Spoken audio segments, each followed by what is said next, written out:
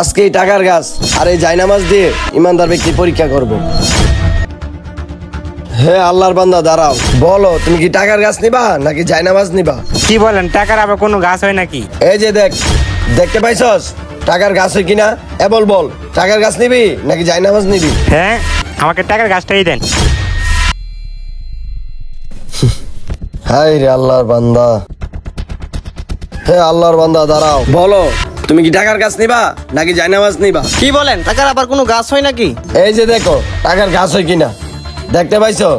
এখন বলো টাকার গাছ নিবা নাকি জায়নামাজ নিবা? আরে টাকার গাছ, আমাকে টাকার গাছটাই দেন। হাই রে আল্লাহর বোকা বান্দা, তোরা বুঝতে পারলি না। হে আল্লাহর বান্দা দাঁড়াও, জি হুজুর বলেন। বলো তুমি টাকার গাছ নিবা নাকি জায়নামাজ নিবা? আরে হুজুর, আপনি আবার এসব কি বলেন? টাকার আবার গাছ হয় নাকি? এই যে দেখো টাকার গাছ হয় কিনা, দেখতে পাইছো?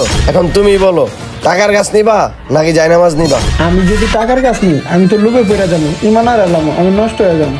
আমি যদি জায়নামাজ নিই, আমি আল্লাহর ইবাদত করতে পারবো, আমি জান্নাতে যেতে পারবো। হুজুর আমাকে জায়নামাজটাই দেন। আরে কি বলো, তুমি টাকার গাছ থেকে জায়নামাজ নিবে কেন? হুজুর আমি যদি টাকার গাছ নেই, আমি দুনিয়ায় কয়দিন সুখ শান্তিতে চলতে পারবো।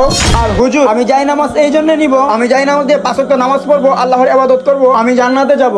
আর হযরত মুহাম্মদ সাল্লাল্লাহু আলাইহি সাল্লাম মৃত্যুর সময় বারবার সালাতের কথাই বলেছেন, আর আমি ওনার উম্মত হিসাবে আমি জায়নামাজটাই নিব। আমি তোমার কথা শুনে মুগ্ধ হয়ে গেলাম, তুমি আল্লাহর নেককার বান্দা। এই যে নাও টাকার গাছ আর জায়নামাজ, আমি খুশি হয়ে দুটোই দিয়ে দিলাম। ইমানদারের পুরস্কার আল্লাহ ঠিক এভাবেই দেয়। ভিডিওটি ভালো লাগলে লাইক, কমেন্ট এবং শেয়ার করতে ভুলবেন না।